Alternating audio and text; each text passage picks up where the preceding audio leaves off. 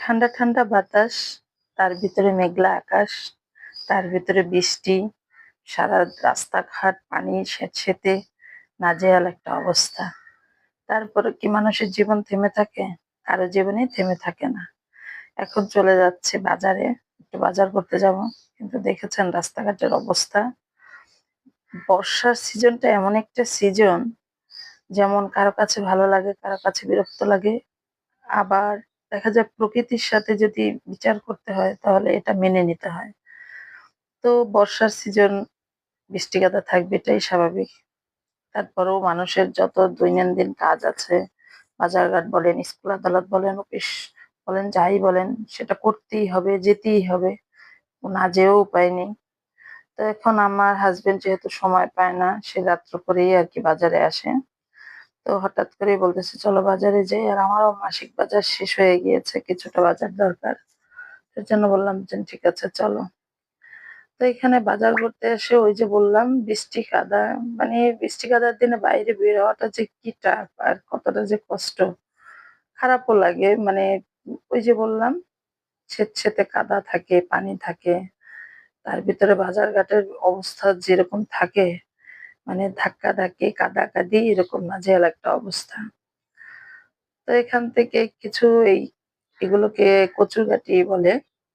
তো এটা সাধারণত ভালোই লাগে চিংড়ি মাছ দিয়ে রান্না করতে গেলে। তো এখানে আমি ১ কেজি কচুরগাঠি নিয়েই এখান থেকেই কচুরগাঠি নেওয়ার পর এখান থেকে টুকটাক অনেক কিছুই নেই। ওই যে বললাম, উনি তো সময় পায় না। যখন সময় পায় তখন আমি একবারেই বেশ কিছু বাজার একবারেই করে নিই। তারপরের যে বাজারগুলো থাকে সেগুলো সাধারণত আমি টুকটাকভাবে বাসার সামনে থেকেই করি।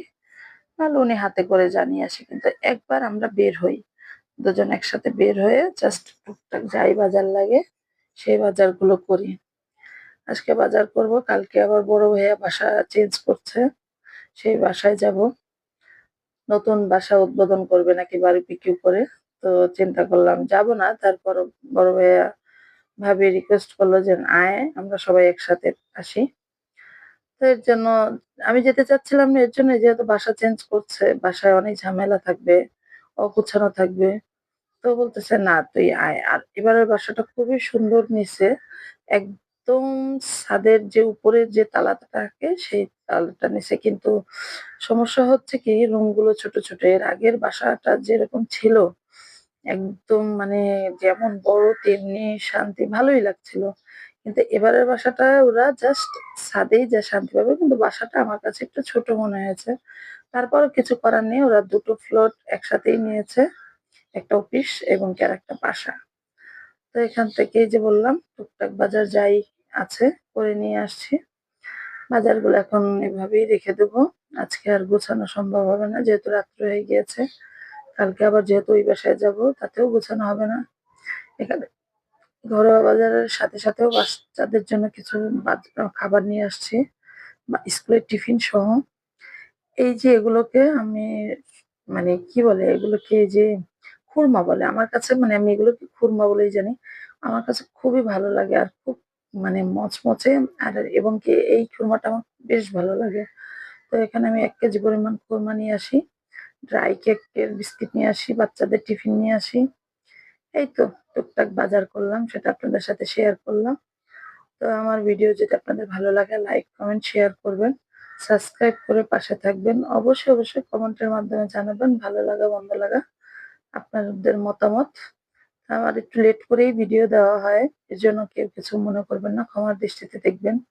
যেহেতু ব্যস্ত থাকি বাচ্চা-কাচ্চা নিয়ে। আর ওই যে বললাম বৃষ্টি বাদল সবকিছু মিলিয়ে একটু অন্যরকম। তো জানি না আপনাদের সেভাবে ভিডিও দিতে পারি কিনা, যথাসাধ্য চেষ্টা করি। তো আজকের ভিডিওটা এই পর্যন্তই। সবাই ভালো থাকবেন, সুস্থ থাকবেন। আল্লাহ হাফিজ।